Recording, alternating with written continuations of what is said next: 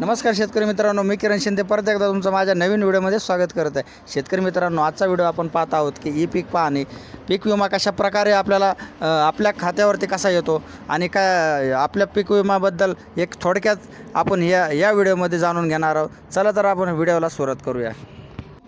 E पीक पाहणी केलेल्या शेतकऱ्यांची यादी जाहीर झाली आली. या शेतकऱ्यांना हेक्टरी 14,600 रुपये मिळणार आहे. या संदर्भात माहिती या ठिकाणीपासून जाणून घ्या. महाराष्ट्रात राहणारे जवळपास निम्मे लोक उपजीविकेसाठी शेतीवरती अवलंबून आहेत. या शेतकऱ्यांना मदत करण्यासाठी सरकारने अनेक उपक्रम चालू केलेले आहेत.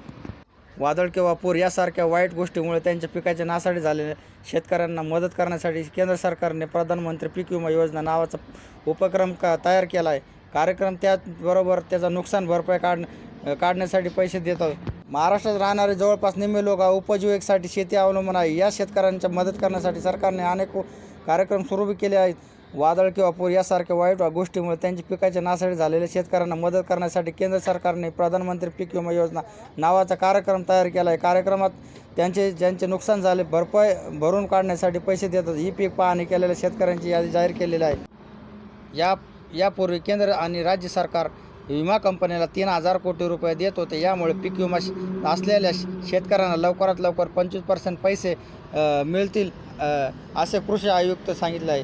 त्याचवेळी आपल्या राज्यातील शेतकऱ्यांना यावर्षी पुरेसा पाऊस न पडल्यामुळे खरोखरच अडचणी आल्या आहेत. याचा अर्थ की पीक चांगले वाढले नाही आणि त्याचे खूप पैसे गमावले. पण 20 ऑक्टोबर 2023 पासून सरकार शेतकऱ्यांना मदत करण्यासाठी काही रक्कम देईल. या पैशालाच पीक विमा म्हणतात.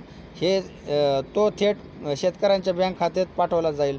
अशा प्रकारे आपण हे पीक विम्याबद्दलची थोडक्यात माहिती सांगितली आहे किंवा आपण थोडक्यात माहिती पाहिली आहे. हा व्हिडिओ इथं संपतो. जय हिंद, जय महाराष्ट्र, जय शिवराय, रामकृष्ण हरी.